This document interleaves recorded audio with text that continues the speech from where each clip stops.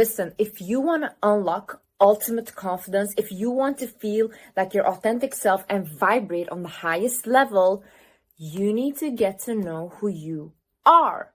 You need to get to know what you like, what you don't like, what you accept, what you will not accept. This is the whole key. The biggest thing in life that you should study is you, is your behaviors, is how you act.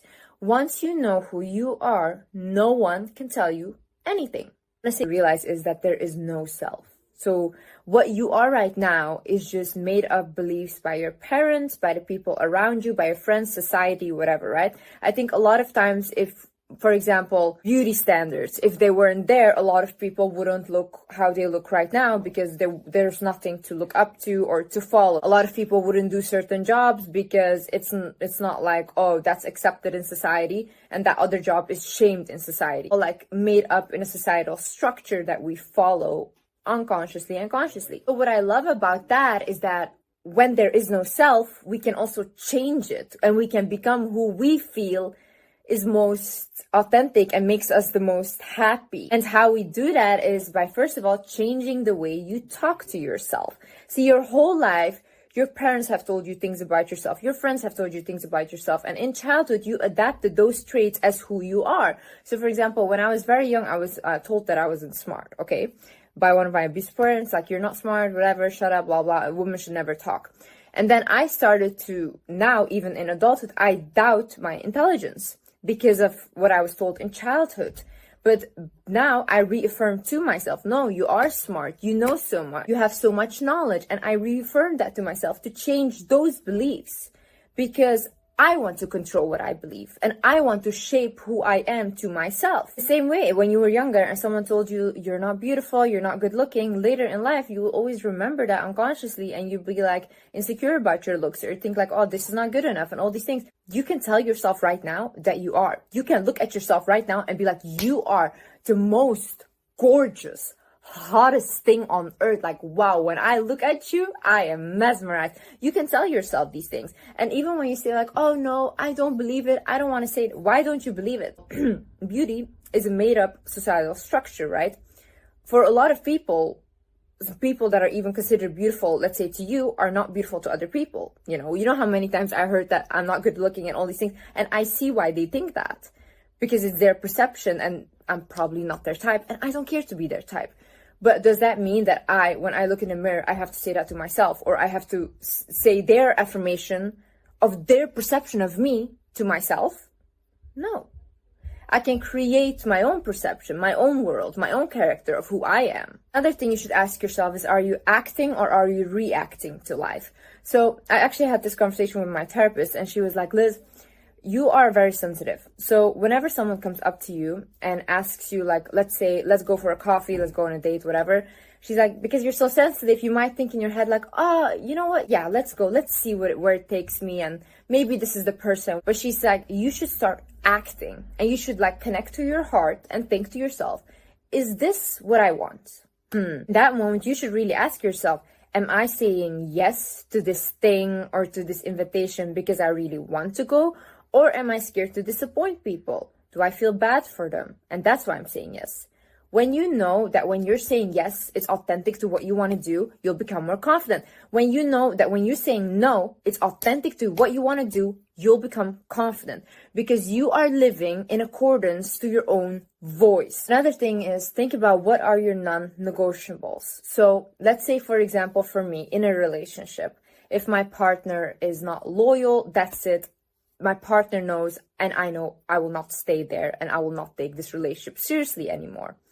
That's my non-negotiable. I do not budge on that. I stand on it. I do not care. Why? Let's say there's a couple, right? And they both decide, okay, we're going to be loyal. We're going to be in a trusting relationship. When one of that person breaks that trust, it's traumatizing for that other person because now they're going to take that on to their next relationship and start to distrust other people. Because it's like a sudden shock. And I don't think people realize how cheating is a big trauma for a person. For example, in work, you can think about, okay, if the boss is making rude comments, whatever, is that your non-negotiable? Are you thinking, no, I will not accept that. We cannot compromise on this. I will leave.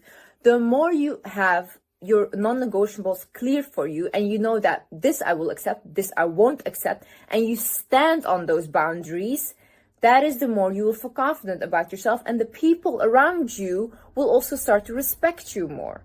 A person that says, if you cheat on me and I discover that and they leave, that is a person that is forever will be respected, okay? Even by the other person. Because no matter what they do, they can cry, they can beg, they can do anything for them. But this person has so much self-worth, has so much boundary. You know, there's one thing about women that I've noticed. Doesn't matter how long she stayed with you, doesn't matter how many years she put up with things. Once a woman in her head makes that switch of this is not what I want anymore, she can even have stayed there for 25 years in this relationship, okay? Once she knows in her head, this is not what I want anymore, I will not accept any further than this, you can go take a hike. This woman will not come back to you. Once a woman knows in her head you're not that person anymore, she will not even be able to look at you the same. It will never ever come back. I respect that so much. I respect it. Like no matter how many years it took, no matter whatever it took for you to leave, once a woman leaves, she will boss up. You will never recognize her anymore. All the pain you put her through doesn't matter. This woman will always come out on top. We live in a society where our dopamine receptors in the brain are very worn out. And that's dangerous when that happens, because when your dopamine receptors are worn out, nothing becomes exciting anymore. So people go to the extreme to feel a certain sense of excitement. You can see this, for example, with people that from a very young age started drinking, because alcoholism is so normal in this world and it's almost pushed upon everyone, you know? And I feel like because they normalize this later on, because they've been drinking for so long, they start to use like heavier substances. And then later on, these substances also don't do anything anymore. So now you have a lot of people that are addicted since they were teenager. And somehow we're all normalizing this. Their dopamine receptors are completely worn out and they're depressed and don't feel any excitement anymore for anything in the world. Also, look at what is triggering you and where is that coming from.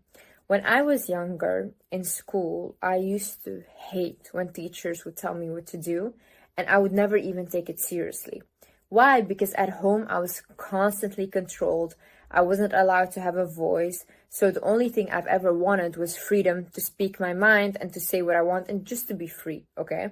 So when at school I was also controlled, that would trigger me. But that was triggering the wound that I had back home. And I needed to realize these things so I could stop acting in a way and hurting other people that had nothing to do with it. I had to go back to the base of where is this coming from so I could work on that and that I could live in a way where I can respect others. And honestly, therapy has helped me a lot with that, because when I talked to my therapist, it was always about, okay, Liz, where are you going wrong? What are you doing that these situations keep happening again, so that we can fix it and actually change your life? Instead of, because people often think that therapists sit there and will just listen to you and act like you're good and that's it. No, they will make you take accountability and change your life. I think what is also so important about understanding your triggers is that it makes you understand that you're not crazy. It makes you understand that you're not a bad person, but you're just acting out of past wounds. And I think that's beautiful. I think that's putting sanity inside of your mind and being like, you know what? I'm not an aggressive person. I'm just hurt. And I've been hurt so many times that the only way my body's reacting right now is out of aggression. Because the moments that I was hurt, I couldn't speak up for myself, or I didn't say it. So this is all pent up anger and resentment that's coming out as an aggressive person. But that doesn't have to be me. That doesn't have to define me. And you can change that when you understand where it's coming from. It's good to acknowledge your feelings. I think the way people can heal is when they are in touch with their feelings and emotions and when they don't demonize it.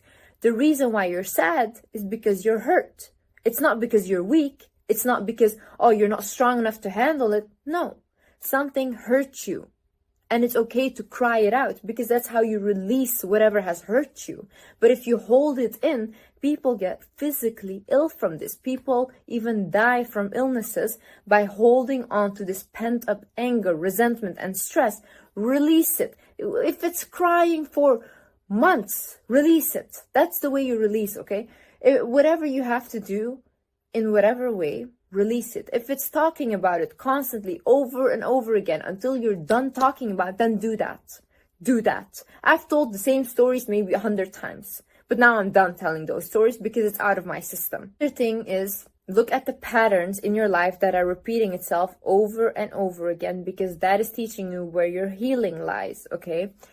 I've had multiple patterns repeat. I've had my father in my life that was abusive, and then I attracted my ex-partner that was exactly a replica of my father. In the beginning it was great, and then it turned out to be he's just like my dad, okay? Now, why was this pattern coming up? Because I still had not come to terms with what happened with my father. So it came back to me in a relationship form, so I can see it in front of myself. And I almost felt like I was recreating my mother's and father's relationship with my ex-partner. And when I understood that, and I was like, wow, but this is not what I want. Because if I have a child, she will just be a little Liz again with the same traumas. I don't want that for my child. So that's when I said, you know what? No, I don't want to continue this. I want to stop the cycle of the same patterns happening again. Even in friendships, even in relationships, look at these people and ask yourself, are they repeating themselves over and over again? Am I experiencing the same thing over and over again? Then start thinking, okay, what is my lesson here? Why am I attracting the constant same person over and over again? And you should, instead of blaming, take responsibility for your life, okay? In my life, it's very easy to say, you know what, my life is shit because I had an abusive father. No, I took responsibility for my life.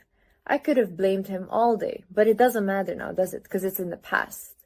What I did with my life afterwards was all up to me. And because I took the responsibility and I was like, Liz, you know what? You're going to work on yourself. You're going to become the best version of yourself. You're going to become one of the strongest adults you've ever seen that's going to protect your inner child. When I did that, that's when I became successful. That's when I had everything. Because I refused to just succumb to the abuse, to just be like, it's your fault and I'm going to be the victim here. I was never the victim. I was always going to be the person that was going to come out on top no matter what. In any situation you put me in, I will come out on top no matter what. Responsibility gives you the power over your life, and blame takes it away. Blame gives that abuser or that person that was bad to you or whatever they did to you, that gives them power. But you have that power. When you take responsibility and I'm like, you know what, whatever you did to me, how many times you lied to me, how many times you cheated, I am still gonna come out on top. When you do that, you win. You win. And don't become addicted to your suffering. A lot of you guys are so addicted to feeling that sensation of that stress again. A lot of people around me even that also come from an abusive childhood, they act constant new drama. They create for themselves constantly because that's the only thing they knew, and that's what they're kind of addicted to. That feeling of that rush again, that drama again. But don't become addicted to it. Have some, you know what? Start to realize I'm not that person anymore. I'm not that abused child. I'm not that person that was cheated on. I'm not that person anymore. I'm a different person now. I don't need to create those situations again for myself. I don't need to fight like I used to. My life is calm now. My life is peaceful. And start to make that your reality. Say like, you know what, now I have a good life. I have a great life actually, you know. Start to say that to yourself and start to acknowledge that that's the past. What has happened has happened. That doesn't define me today. That's not who I am today. And you guys are not going to treat me like that's who I am today. Also start to realize that who feeds you and who takes from you, okay? So when I was a lot around my previous partner, I started to think, I'm depressed, I'm sad, like I'm always sad, I'm isolated. This is who I am. That's what I constantly thought. But why did I think that? Because I didn't have any friends or family around me. So I was alone with this person constantly. So they could just make my mind in whoever they wanted to be. And I started to believe that this is just who I am.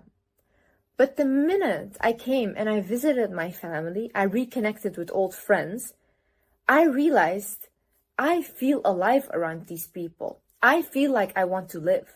And that's something that I hadn't felt in a very, very long time, because my previous partner was just taking from me, taking, and leaving me empty. But when I'm here now, I'm starting to realize it's an equal give and exchange. I don't feel sleepy around these people. I don't feel drained. I don't feel like I want to take my life. I feel like I want to live.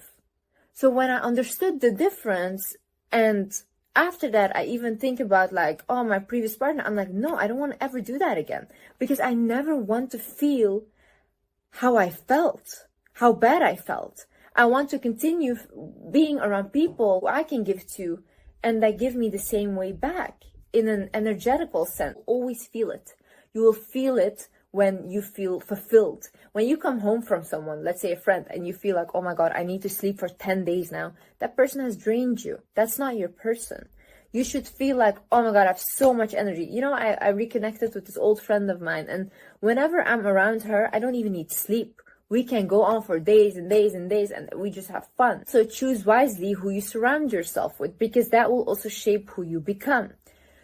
I recently have been meeting a lot of people, and I came from isolation to meeting a lot of people, and I'm starting to realize, okay, I want to hang out with you, but I wouldn't hang out with you. Not because they're a bad person, but because their lifestyle doesn't align with what I would want in my life. For example, I've noticed that a lot of people have alcohol addiction. A lot of people have substance addiction, especially now in this world and in the age that we live in. And I was looking at that, and they party constantly and all these things. And I was thinking like, you know, if I become friends with you, like really close friends, and we go out and stuff, I don't want that to become my life, because I can see how it would distract me from my work and my purpose in this world. And I feel like I would just get lost, you know? So I then choose my friends, like for example, that old friend that I reconnected with, she has the same morals as me. That's the same kind of vibration I'm on. If you choose people that constantly that aren't really connected to themselves and want to escape from reality, because that's what I truly think that alcohol, substance, all these things are. You just don't want to face reality. You don't want to face yourself. So if you surround yourself with people that constantly party, do that, and want to escape reality, you'll become the other person as well. And eventually you'll feel like you're losing yourself. Nothing in excess is good. Too much of anything is bad for you. I think in the long run, if you hang out with people, you just become them. You can even see that physically, people, best friends and stuff, they start to look alike. Your aura gets mixed, and your energy gets mixed. If you look at this person and you think, I would not want to be like them, I would not want to live the way they live, then that's not your person. And then you choose people that do align to your lifestyle and who you want to be. Also start looking at what are people, what are books, what are TV shows, songs teaching you. Everywhere we look, we have messages, we have signs. And it's almost like God and the universe is constantly talking to us, but it's for us to really open our eyes and look at the signs, okay? So for example, if you read a book right now, and if I read a book, I will see that book in my perspective, and I will take from that book what was important for me and in my world. You had a whole different lesson from that book, what was important for you and in your life and your perspective, right? That's how we get those signs. Also, like people that come up to you. Like I recently met this guy in the weirdest way possible. Such a divine thing, okay? He taught me a lot about myself. He taught me about my attachment style in relationships, and he was like, Liz, you have an avoidant attachment style. And I was like, whoa, what is that? And explain to me. And it's basically that when a person feels more safe alone, they will like be in relationships, but they will never want to fully commit. And that's what I have. So I will, if someone brings up marriage to me, I get scared, okay? I'm like, no, I don't want to do that. But it's because in my head, I feel most safe when I'm alone, because I didn't have people around me when I was younger that I could trust. So when I felt safe was when Liz was alone in her room. That's when I felt safe. So I constantly go back to that. I never even thought about my attachment style, because what I constantly attract are anxious attachment people. So these are people that have abandonment issues. They're afraid of getting rejected. They're afraid of getting abandoned. And because of that trauma, they get obsessed with me, because I kind of reject them. I kind of always hold this distance, but both of us are acting out of a trauma response. That was so interesting when that person told all of this to me, because I was starting to realize when I was meeting more people, like, I don't like how they become so almost obsessed or controlling over me immediately. And then I started to realize, but I'm attracting anxious people that all have rejection wounds, that have abandonment wounds. And because of the way I act, which is in a rejecting way, they become obsessed. Not because I'm a great person, but because I'm their trauma. And when I realized this, I'm like, oh my God, I'm gonna have to start to work on my own issues so I won't attract these people anymore, because it's scary. But look how this person came into my life to teach me that, and for me to change that. What you can also do is take a paper and write down, okay, who am I? What do I love? What don't I love? What do I do for fun? What are my hobbies? What were my hobbies when I was younger? How do I want people to treat me? How do I think that I treat people? These are all questions you can write down and ask yourself, and you'll have all the answers. You'll have like this little example of who you are as a person. Another thing is living in the now. And this is something my sister has told me so many times lately, because I was like, oh, Sabina, but I want to achieve this. Oh, Sabina, in a month, I'm going to do this. And she constantly reminds me, Liz, live in the now. Just think about now. Live your life right now. Look at around you, live now. And constantly, because I'm reminded of that, I feel like I appreciate life more, and I'm not running from it. I feel like my whole life, I've just been running and going to the next thing. And that's why I've never felt fulfilled by anything, because I'm not acknowledging it, I'm not acknowledging it. Yeah, okay, I went viral. I went viral on YouTube. Amazing. People would have thrown a party because of it. I was just like, no, what's next? What's next? What's next? That's why I never realized what was happening, because I was never living in the now. I was always living in the future. That's how anxiety comes up. That's how you have more stress, because you're constantly thinking about the future. But if you think right now, what can I do now? What I have? What tools can I use? And what can I create now? That's when you create the future. Because the future doesn't exist, right? Past also doesn't exist. What you have is now. When you don't appreciate now, nothing else will flourish. Good to have goals, but don't live for it. Don't live for the future. Don't become a slave of the future. What people think about you is none of your business. People can think whatever they want, okay?